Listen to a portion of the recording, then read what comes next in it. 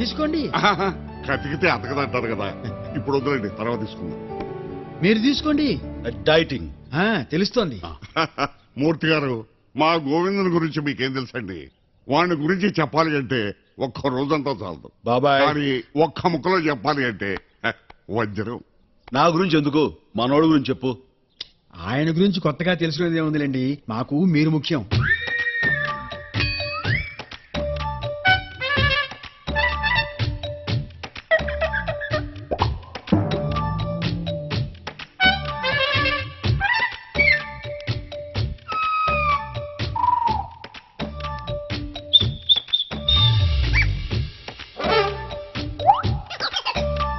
కొంచెం తేడాగా చూస్తున్నారేంటి?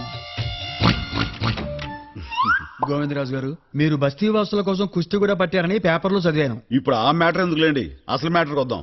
మా వాడు కష్టపడి పైకి వచ్చాడు, బుద్ధిమంతుడు, ఏ చెడు అలవాటు లేదు. ఆయన గురించి నాకెందుకండి, మీరు కదా నాకు ముఖ్యం. చెప్పండి, ఇంతకీ మీరు ఎక్కడ పని చేస్తుంటారు? తమకు నా మీద ఇంట్రెస్ట్ కొంచెం ఎక్కువ అవుతున్నట్టుంది. మనం తీరుగా కూర్చొని తర్వాత మాట్లాడుకుందాం. వజ్రం వచ్చేస్తుంది, ముందు అమ్మాయిని పిలిపించండి. షూర్. ఏమే, అమ్మాయిని తీసుకురా. చాలా చక్కగా ఉంది. ఏం బాబాయ్? నీకు నచ్చింది కదా, అది చాలు. నానా నీకు ఓకే కదా? నాకు ఓకే ఏంట్రా, నీకు నచ్చడం ముఖ్యం కదా, చూసుకో.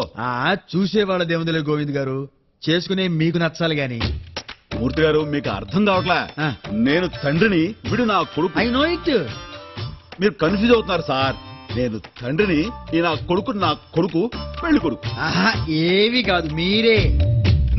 ఒరేయ్ గోవిందు, నువ్వు చెప్పైతే. నేను కొత్తగా చెప్పేది ఏమిట్రా, నువ్వే కదరా పెళ్లి కొడుకు. అల్లుడు గారు మంచి సౌండ్ పార్టీ లాగా ఉన్నారు, ఎందుకలా అరిచారు? ఆనందం పట్టలేక.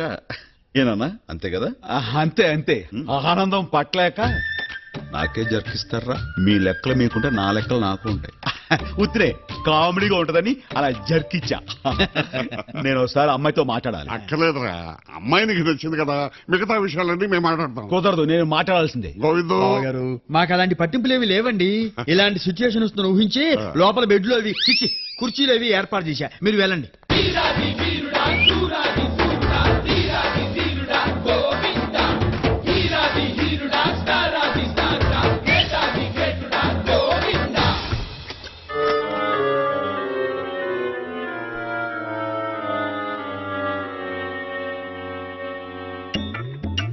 పావు గంట అయిపోతుందండి.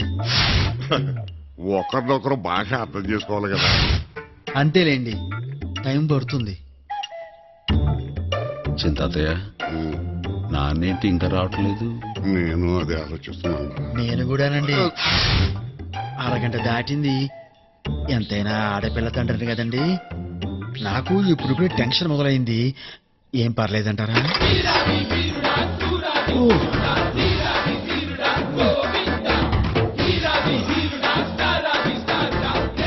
అప్పుడు ఫ్యాన్ లేదేమో, ఒక్క పోసేస్తుందా? కమాలియా,